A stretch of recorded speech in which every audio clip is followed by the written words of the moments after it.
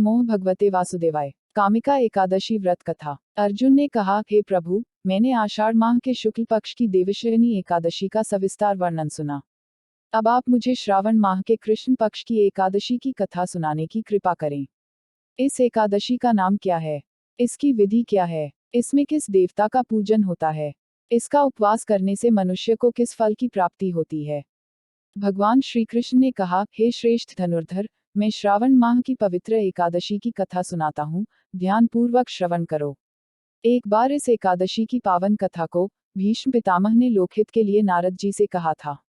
एक समय नारद जी ने कहा, हे पितामह, आज मेरी श्रावण के कृष्ण पक्ष की एकादशी की कथा सुनने की इच्छा है, अतः आप इस एकादशी की व्रत कथा विधान सहित सुनाइए। नारद जी की इच्छा को सुन पितामह भीष्म ने कहा, हे नारद जी, आपने बहुत ही सुंदर प्रस्ताव किया है। अब आप बहुत ध्यान पूर्वक इसे श्रवण कीजिए। श्रावण माह के कृष्ण पक्ष की एकादशी का नाम कामिका है। इस एकादशी की कथा सुनने मात्र से ही वाजपेय यज्ञ के फल की प्राप्ति होती है।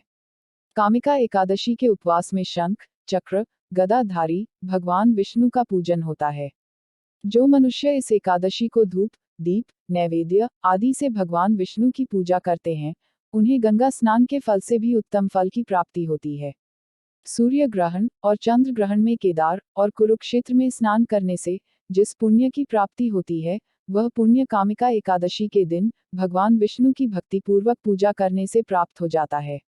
भगवान विष्णु की श्रावण माह में भक्ति पूर्वक पूजा करने का फल समुद्र और वन सहित पृथ्वी दान करने के फल से भी ज्यादा होता है।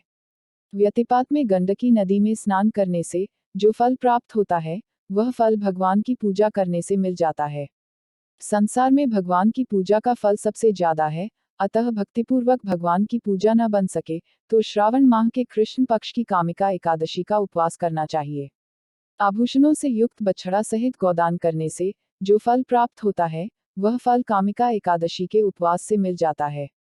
जो उत्तम द्विज श्रावण माह के कृष्ण पक्ष की कामिका एकादशी का उपवास करते हैं तथा भगवान विष्णु का पूजन करते हैं, उनसे सभी देव, नाग, किन्न, पितर आदि की पूजा हो जाती है।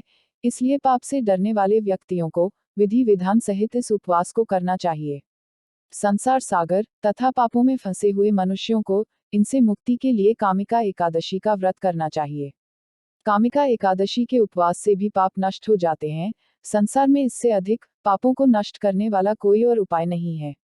हे नारद जी, स्वयं भगवान ने अपने मुख से कहा है कि मनुष्यों को अध्यात्म विद्या से जो फल प्राप्त होता है, उससे अधिक फल कामिका एकादशी का व्रत करने से मिल जाता है। इस उपवास के करने से मनुष्य को न यमराज के दर्शन होते हैं और न ही नरक के कष्ट भोगने पड़ते हैं। वह स्वर्ग का अधिकारी बन जाता है। जो मनुष्य इस दिन तुलसी दल से भक्ति पूर्वक भगवान विष्णु का पूजन करते हैं, वे इस संसार सागर में रहते हुए भी इस प्रकार अलग रहते हैं, जिस प्रकार कमल पुष्प जल में रहता हुआ भी जल से अलग रहता है। तुलसी दल से भगवान श्रीहरि का पूजन करने का फल 1 बार स्वर्ण और 4 बार चांदी के दान के फल के बराबर है। भगवान विष्णु रत्न, मोती, मणि आदि आभूषणों की अपेक्षा तुलसी दल से अधिक प्रसन्न होते हैं। जो मनुष्य प्रभु का तुलसी दल से पूजन करते हैं, उनके सभी पाप नष्ट हो जाते हैं। हे नारद जी, मैं भगवान की अति प्रिय श्री तुलसी जी को प्रणाम करता हूँ। तुलसी जी के दर्शन मात्र से मनुष्य के सभी पाप नष्ट हो जाते हैं और शरीर के स्पर्श मात्र से मनुष्य पवित्र हो जाता है। तुलसी जी को जल से स्नान कराने से मनुष्य की सभी यम यातनाएं नष्ट हो जाती हैं। जो मनुष्य तुलसी जी को भक्ति पूर्वक भगवान के श्री चरण कमलों में अर्पित करता है, उसे मुक्ति मिलती है। इस कामिका एकादशी की रात्रि को जो मनुष्य जागरण करते हैं और दीप दान करते हैं, उनके पुण्यों को लिखने में चित्रगुप्त भी असमर्थ हैं। एकादशी के दिन जो मनुष्य भगवान के सामने दीपक जलाते हैं, उनके पितर स्वर्गलोक में अमृत का पान करते हैं। भगवान के सामने जो मनुष्य घी या तिल के तेल का दीपक जलाते हैं, उनको सूर्य लोक में भी सहस्रों दीपकों का प्रकाश मिलता है।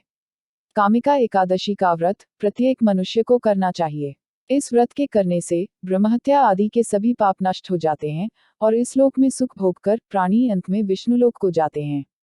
इस कामिका एकादशी के महात्म्य के श्रवण व पठन से मनुष्य स्वर्ग लोक को प्राप्त करते हैं। कथा सार। भगवान श्री हरि सर्वोपरि हैं। वे अपने भक्तों की निश्चल भक्ति से सहज ही प्रसन्न हो जाते हैं। तुलसी जी भगवान विष्णु की प्रिया हैं। भगवान श्री हरि हीरे मोती सोने चांदी से इतने प्रसन्न नहीं होते जितनी प्रसन्नता उन्हें तुलसी दल के अर्पण करने पर होती है। जय श्री हरि। ओम नमो भगवते वासुदेवाय।